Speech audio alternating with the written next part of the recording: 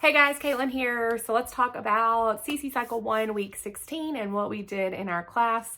My kids are ages 5 to 7, and this is what I did with them this week. So for timeline, we did Timeline Detective, which I take the timeline cards and usually I do it on the board. This week I actually did it on the floor and we sat in a circle and I liked this better. But we laid them on the floor and we went through each of the cards and then talked about what each one was, and then I would have them close their eyes and one kid would pick a card and flip it over, and I actually would take it, put it behind me so I couldn't see it, and then they'd open their eyes and we would see, could they guess what was missing? And for that age group, most of the time they could not figure out what it was missing. We did have a couple that got it.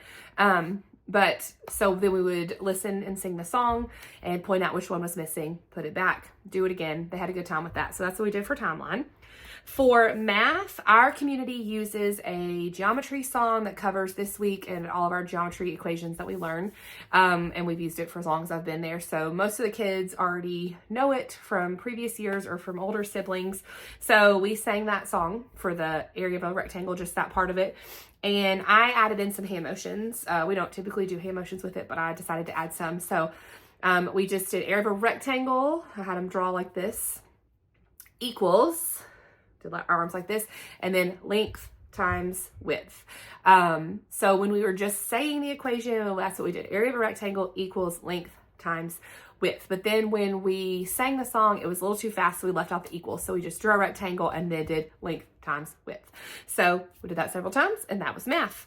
For history, we just did the song and the hand motions to the song. I used the Driven by Grace hand motions for this, but it was Olmecs, Mayans, Aztecs, kind of like you're doing like YMCA type hands. And then for three of the advanced civilizations of Mesoamerica, we were supposed to do a C for civilization. I just realized I did not do that with my class. Anyway, Mesoamerica from 1200 BC to AD 1500 were and then it's back to Olmecs, Mayans, and Aztecs. So really simple one this week. And so we just did that several times. For history. For geography, because we were doing all bodies of water, 3 rivers and 1 lake, I have these little ocean creatures and I have a whole little baggie of them, and I hand one out to each of the kids. And so we looked at them on the big map that I have, traced them with a dry erase marker, and then I would say, okay, swim your ocean creature on Lake Congo. Now swim it down the Orange River. Now plop it in Lake Victoria. And so we just moved it around the map and then erased our things that we had drawn, our tracing, and moved on. So that was geography. For science, the 4 kinds of volcanoes, we used hand motions, again, Driven by Grace. We did active, intermittent, dormant, and extinct. And so after I taught them that, and we talked through it a couple of times, then we did it in different voices. And this week I tried to make the voices match the volcanoes. So we did it in our active volcano voice, which was really loud. Then we said them all in our intermittent volcano voice, and we kind of did like stop, start with each syllable. So we would say like active, intermittent. And so we just said it like that.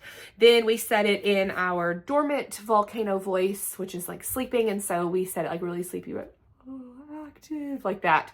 And then for our extinct volcano voice, we actually mouthed it. We didn't make any noise with our mouth. And so we just mouthed like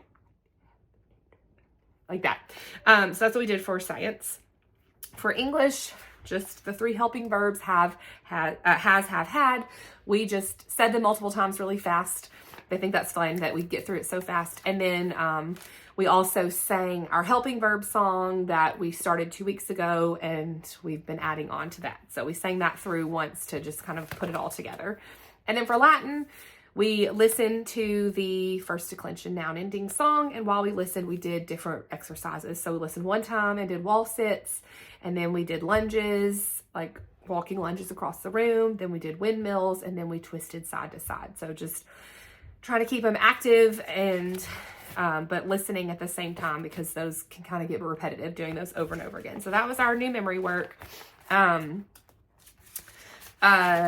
Nothing out of the ordinary for science. We just did, the experiments that are in the guide and using the little guides that I found on CC Connected for that. For art, we talked about this Tutor, or however you say his name. I feel like I'm terrible at pronouncing the artist, but so I've shown the story cards that I used in the other 3 weeks of this semester, and the originals, like there was not one for week 16, but somebody in the tutor group created a set for week 16. And so I printed those off, and this has been a good way to introduce the art. And so we look at some pictures of the artist or that the artist has done themselves and kind of talk about where they live. There's notes for me on the back. And so these are in the CC Tutor group on Facebook. I don't know if they've been put on CC Connected or not, but they are in the tutor group. So anyway, so we go through this and talk about our artist, and then we use the Inside the Lines lesson plan, which was we had these foam sheets and we printed out pictures of animals. I picked a sea turtle and a penguin for my class, and then they traced it with a pencil, like pushing down really hard so that this one is blank. You can't really see it except for the top. It had the outline on the foam. Then we rolled ink on it and then used it kind of like a stamp. So that's the Inside the Lines lesson. So that's what we did for art. And then finally for review this week, we played Hot Stew. My kids loved that last time that we did it and had been asking about it, so we did it again.